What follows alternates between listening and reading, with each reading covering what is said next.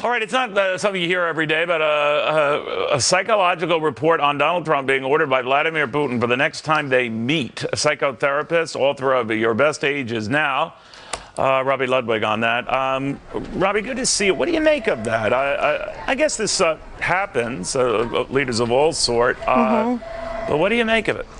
It doesn't surprise me, and it may be a very good idea. Knowledge is power, and really people do this informally all the time. We want to get a psychological read on the important people that we're going to be dealing with. It helps us understand who they are, their character, their leadership style, and I suppose their Achilles heel as well. Couldn't you glean that, Doctor, from just looking at their record or seeing what they've done or seeing how it is that people voted for them in this country, or they were appointed to that position if they're dictators? I don't know.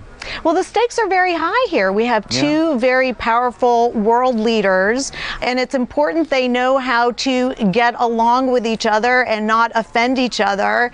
And so I'm sure that there's a format that they go through for all world leaders. We do it as well.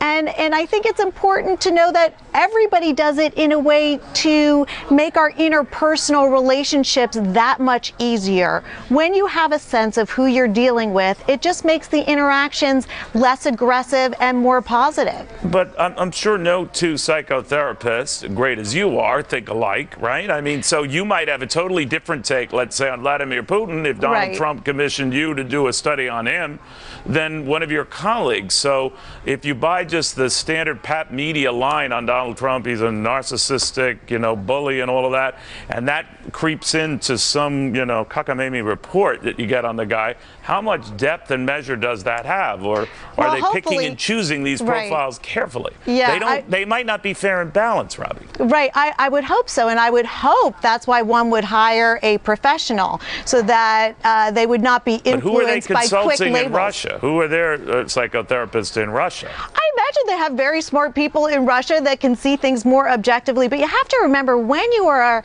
making an analysis of a world leader, it's not like they're saying, oh, I'm going to take a psychological test.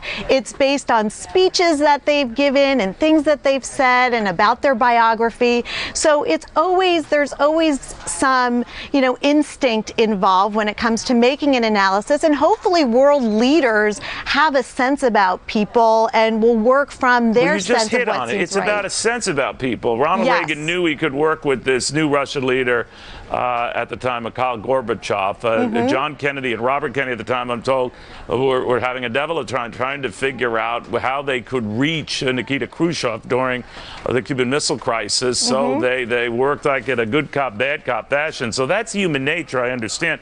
But what is a psychological profile on Donald Trump likely to reveal, you think, to Vladimir Putin? Well, how to get along with President Trump, perhaps what his weaknesses are. I'm sure there's a component where, this assessment will look for ways to manipulate as well. But it's to see what will work in terms of speaking to him, what's the best way to get along and to be productive together in a way that both their countries can benefit. Well, then if you're Putin and you had very chilly relations with Barack Obama and you've complimented Donald Trump, and that compliment has been returned on the part of Donald Trump, and maybe that's a sign, given the reaction you're getting from the new president, that this is one who's open to working with you, then why would you do some of the things you've been doing lately with ships off the coast of the United States or firing missiles in violations of missile agreements? I mean, why would you be tempting fate outside of confirming that you yourself are a nut?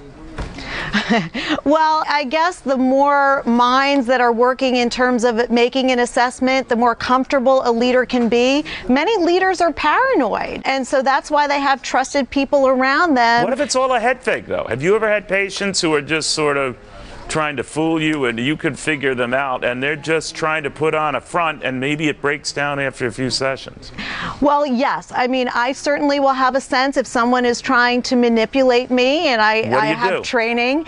I just recognize it and just see what they want from me. They usually want something. I try to figure that out, and then I behave as a therapist and try to do what's in the best interest of the treatment. Sometimes patients stay, sometimes they don't, and that's that's the way it works out sometimes. But to have knowledge and insight and to be able to use that to benefit whatever relationships we're in, I don't see a downside, but world leaders know that they're being assessed. So this shouldn't be a surprise. Vladimir Putin, it's safe to say, is also being studied by Donald Trump and Absolutely. maybe his psychology team. Absolutely. Right. So everybody's being psychologically analyzed, except for maybe you, Neil. Yeah, well, that's a long, dark story. All right, very interesting, Robi. I'll see how that goes. But I agree with you. It's probably been going on for years. It's just not been branded that way.